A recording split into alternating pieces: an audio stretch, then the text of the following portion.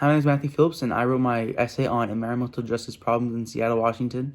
I chose Seattle because we live kind of near it, and I've been there multiple times, and can see firsthand the environmental justice problems there. I want to start by talking about the Puget Sound. It is an inlet from the Pacific Ocean, and it is located right next to Seattle. Um, some of the many environmental justice problems from it comes from the discharge waste from the boats. The discharge comes from the boats and affects the marine life. Another thing is the roofing materials in the surface runoff. Because we live in the Pacific Northwest, it rains a lot, and as rain falls down the roofs, it collects toxic chemicals, and that gets in the sewers and eventually makes its way to the sound, and it affects marine life. It also affects our drinking water. A way that we can fix the problem is by putting money towards stopping toxic chemicals from getting into the sound. According to Washington State Department of Ecology, roughly 10.6 million of a 21 million federal National Estuary Program grant in 2011 provided investments for pollution prevention and management of toxic chemicals. This shows that we can easily get money and try to stop toxic chemicals from getting into the sound. Another environmental justice problem in Seattle is air pollution. Toxic chemicals are getting to the air, and they are affecting infants and children. It is also affecting the Earth's ozone layer, which is causing climate change. Climate change is affecting Seattle because it is rotting the city, destroying the walls. It is also making the temperatures rise. Some ways we can reduce climate change is by carpooling, not driving as much and walking the streets. You can also reduce climate change by eating healthy foods and using less electricity. Another environmental justice problem I want to talk about in Seattle is overpopulation, and more importantly, homelessness. We have a rise in population in Seattle, and that has caused an inflation in house prices, which has caused a lot more people to be homeless. According to Rawhide Youth Services, Washington, more importantly Seattle, has the highest homeless percentage in America of 65.1%. Because of the rise in population, it has caused a higher demand for jobs, which means more competition, which means more people are losing jobs. This has caused a lot of people to be homeless. Some solutions to this is you can be getting roommates. We can provide shelters for the ones in need. We can create more jobs to give to the people that are less fortunate. Residential segregation is becoming more and more prominent. It negatively affects both the upper class and the lower class. It affects both of them because of the high crime rates.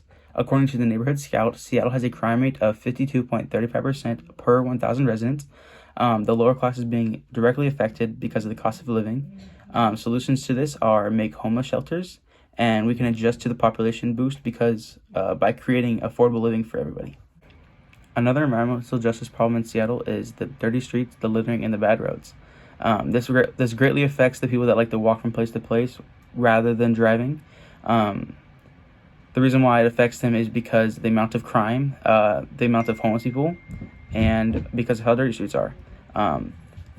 You can see more and more the amount of graffiti on the streets. That greatly affects it because Seattle is just a beautiful city, and the graffiti is making it less beautiful. Some solutions to this are walking in a group of people, not carrying valuable items, and you could only walk on the good parts of town.